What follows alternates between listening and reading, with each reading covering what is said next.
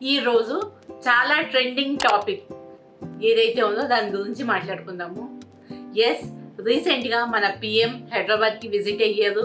And visit అయినప్పుడు ఆయన హైదరాబాద్ నుంచి ఆల్ ఓవర్ ఇండియాలోని ప్రతి ఒక్కరికి కొన్ని మెసేజ్లు కన్వే చేశారనమాట.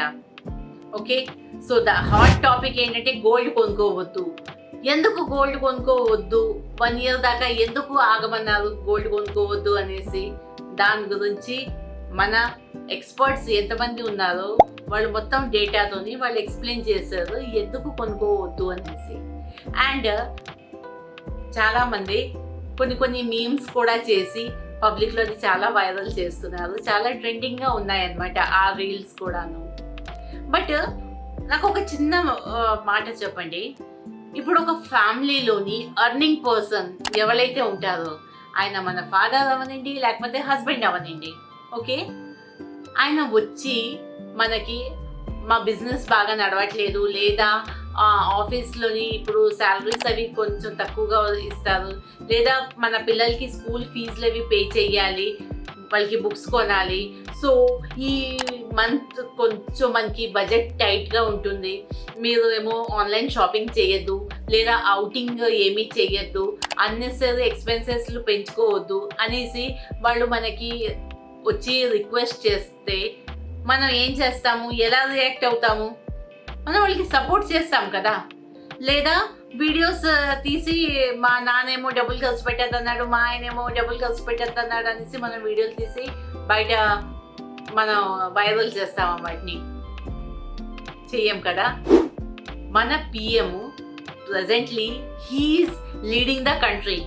ఆయన ఏదైనా చెప్తున్నారు అంటే ప్రతి ఒక్కరికి మంచి కోసమే అయి ఉంటుంది.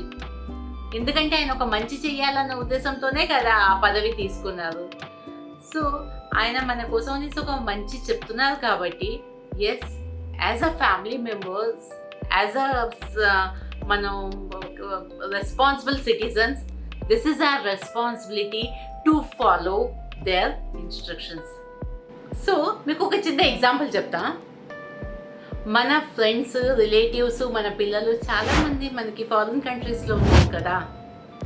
వాళ్ళు ఇండియా విజిట్ చేసేటప్పుడు, ఇక్కడికి వచ్చినప్పుడు వాళ్ళు చాలా షాపింగ్స్ చేస్తారు. ఇక్కడి నుంచి పెద్ద పెద్ద బ్యాగులు అన్నీ కూడా వెళ్తాయి, మనకి కార్గో కూడా బుక్ చేసుకొని వాళ్ళు ఇక్కడి నుంచి తీసుకొని వెళ్తారు. వాళ్ళు ఇక్కడ షాపింగ్ చేసేటప్పుడు ప్రతి వస్తువుని కూడా వాళ్ళు డాలర్తో కంపేర్ చేస్తారు. అక్కడైతే ఎన్ని డాలర్లు, ఇక్కడైతే రూపీయే కదా అని వాళ్ళు ఇక్కడ షాపింగ్ చేసుకొని వెళ్తారు. సేమ్ మనం ఏదైతే గోల్డ్, పెట్రోల్ ఇవన్నీ కూడా కొనుక్కుంటున్నాం కదా, అవి మన రూపీని మనం డాలర్లోని కన్వర్ట్ చేస్తున్నాము. చేసినప్పుడు రూపీ వాల్యూ ఇప్పుడు డౌన్ అయింది కాబట్టి మనం మోర్ దెన్ దాని కాస్ట్ మనం పే చేస్తున్నాము. అండ్ మీకు ప్రతి ఒక్కరికి కూడా తెలుసు, ఎక్కువ కాస్ట్ పే చేసినప్పుడు మనమే ఫైనాన్షియలీ లాస్ అవుతాము.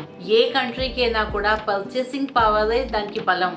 ఎంత షాపింగ్ చేస్తే, ఎంత పర్చేసింగ్ చేస్తే ఆ కంట్రీ అంతా వెల్ డెవలప్ అవుతుంది. కానీ ఇప్పుడు ఉన్న పరిస్థితుల్లోని మనం షాపింగ్ని ఎఫోర్డ్ చేయలేము. ప్లీజ్ అర్థం చేసుకోండి. అండ్ ఏవైతే మన కంట్రీ కోసం అనేసి నిజంగా యూస్ఫుల్ అవుతుందో అవన్నీ కూడా మీరు ఫాలో చేయండి. Consider our country like your family. ఒక ఫ్యామిలీలో మన ఫ్యామిలీలో ఎలా అయితే మనం డిసిప్లిన్గా ఉంటామో, అలాగే మన దేశంని కూడా మనం ఒక డిసిప్లిన్ వేలో వెళ్ళి మనం టాప్ కంట్రీస్లోని మనం కూడా ఒకటి అని అనిపించుకోవాలి. This is only my request. Thank you so much for your cooperation.